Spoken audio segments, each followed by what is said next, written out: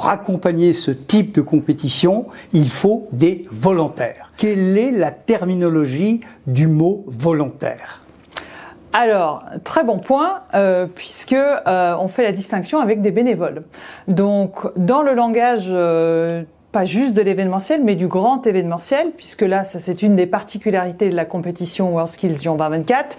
On passe, vous parliez des Jeux Olympiques, on passe vraiment dans cette catégorie de grands événements internationaux. Et dans ce cadre-là, on fait appel à des volontaires, comme vous l'avez justement souligné, qui sont absolument indispensables pour nous aider à livrer l'événement. Et de notre côté, ça veut surtout dire qu'on va leur proposer un programme cadré. C'est comme du bénévolat plus. Mais je pense que ce qui est encore plus vrai dans ce mouvement, c'est qu'il y a quand même une très forte notion de transmission des savoirs. Le mouvement WorldSkills en France aujourd'hui n'aurait jamais été, ne serait jamais ce qu'il est et là où il est s'il n'y avait pas justement tous ces bénévoles métiers, toute cette implication. Aurélia Ruetsch, dans cette organisation, quels sont les différents postes, les différents métiers que vous proposez? Déjà, il y a deux grands domaines dans notre compétition. Nous, on est responsable de l'expérience d'à peu près 8000 personnes accréditées. Dans ces 8000 accrédités, vous le disiez, il y a les 1500 compétiteurs, il y a les 1500 experts qui sont les formateurs des compétiteurs. Donc, il va falloir accompagner ces personnes qui sont aussi dans un environnement, j'ai envie de dire, mental particulier. Ils sont dans la bulle. On veut pas les faire sortir dans la bulle. On veut minimiser. Donc, il nous faudra des personnes un petit peu en liaison de ça. On va avoir un certain nombre de dignitaires, d'officiels qui auront des besoins différents. Où là aussi, il faudra toujours développer le côté relationnel avec ce représentant qu'on aura en face et être l'interface avec l'organisation pour que ça se passe au mieux. Et puis, il y a des partenaires. Donc, les missions sont multiples, vastes et très internationales. Nous, on a toujours voulu que cette compétition, elle soit ouverte sur le monde, ouverte sur les cultures. Et pour beaucoup de personnes, qui viennent sur une compétition WorldSkills, c'est la première fois qu'elles voyagent. Vous cherchiez des volontaires de 12 ans jusqu'à plus. Alors déjà, il faut peut-être souligner que cette attention vraiment d'impliquer des jeunes à partir de 12 ans, des mineurs donc, c'est vraiment un point fort et très unique de notre programme. Ça se fait extrêmement rarement dans les programmes volontaires et ce serait vraiment quelque chose d'inédit sur une compétition WorldSkills. Et derrière l'engagement de ces jeunes, c'est bien sûr ouvrir les perspectives, faire découvrir finalement la réalité des métiers en compétition, mais aussi des métiers qui gravitent autour. Alors évidemment, on va demander à chaque mineur d'être avec leur responsable légal, mais c'est aussi une bonne occasion de cimenter des liens familiaux avec des familles parentales ou des familles de métiers. Et donc en fait, on peut faire plein de choses. Moi, j'en ai un de 12 ans à la maison, il rêve que de ça, d'être avec une équipe de photographes ou d'influenceurs. Ah non, même pas. Je pense que c'est plus côté caméra, des interviews, faire du streaming, des choses comme ça. Voilà, donc c'est peut-être de futurs journalistes ou de journalistes des métiers en herbe. Donc l'idée, c'est d'encourager aussi des vocations et puis ils vont découvrir en fait tous les différents secteurs des métiers. Ça éveillera leur curiosité. Je pense que c'est surtout ça. Quel est le message que vous pourriez distiller aux Rotariennes et aux Rotariens de tous âges? Qu'est-ce qu'ils peuvent faire? Eh ben, vraiment de venir découvrir cet événement. Et je vais peut-être insister sur le caractère vraiment unique. On sait qu'il y a d'autres événements en 2024 qui sont tout aussi pertinents pour la société.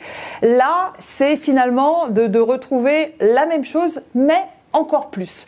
On est vraiment sur une compétition unique, sur un fonctionnement unique. Donc il y a l'événement en lui-même. Il y a de pouvoir découvrir des compétitions. Je sais que les gens pensent toujours Masterchef, cuisine, on pense qu'on voit à la télé, mais de le voir en vrai, c'est vraiment décuplé. Donc inspiré. Et puis aussi, je pense qu'il y a toute l'expertise quand même. Le Rotary est connu mondialement. Il y a des ponts à l'international, des contacts. Donc les faire venir pour encore une fois nous aider à transmettre un peu cette chaleur. On veut pas un événement froid. Le mouvement WorldSkills est un mouvement foncièrement humain sur des valeurs de transmission, d'ouverture, de générosité, d'unité et d'excellence. Et je pense que le Rotary, on pense qu'on converge complètement là-dessus. Donc il faut prendre tous les âges sont les bienvenus et je suis à peu près sûre que le mouvement est tellement riche, les missions sont tellement variées et il y a une telle ouverture que tout le monde devrait y trouver son compte, dans la bonne humeur. Donc si j'ai bien compris Aurélia, vous avez besoin, en plus d'autres volontaires, vous avez bien besoin des gens du Rotary, des Rotariens. Absolument, absolument, puisqu'ils ont aussi une connaissance, ils connaissent aussi très bien l'environnement local, parce qu'on va aussi avoir, au-delà de l'événement, chaque délégation va vraiment venir encore avec d'autres supporters, et il y a besoin d'avoir cette connaissance locale, culturelle, pour vraiment faire que pour tout le monde cette expérience soit mémorable. Oui. Dites-moi, il y a des professions ou des structures dans lesquelles vous avez besoin de plus de volontaires que d'autres? Je pense que c'est à peu près équilibré entre toutes les fonctions. On veut avoir un maillage en fait partout. Ça, pour nous, ce serait l'idéal. C'est-à-dire qu'on arrive par exemple à retrouver des volontaires du Rotary. Derrière toutes les missions, ce serait super parce que là, déjà pour le Rotary, ça ferait une vraie expérience à 360.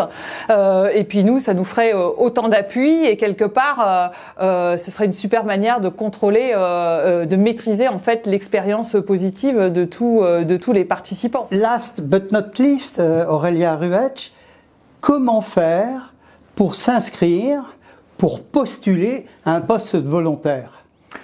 Eh ben, on va commencer par s'inscrire. Donc, il faut commencer. Alors, on s'inscrit où, quand, comment? On envoie une lettre, un pigeon voyageur? Alors, on peut faire tout ça. Mail. On peut faire tout ça, mais le plus pratique, c'est quand même d'aller sur le site internet de WorldSkills Lyon 2024, dans la section volontaire. Et puis après, notre équipe du programme volontaire va se mettre en relation pour un peu avoir un échange, parce qu'évidemment, après, c'est un espèce de matching. Que vient chercher le volontaire? Qu'est-ce qu'on peut lui apporter? Qu'est-ce qu'on peut proposer?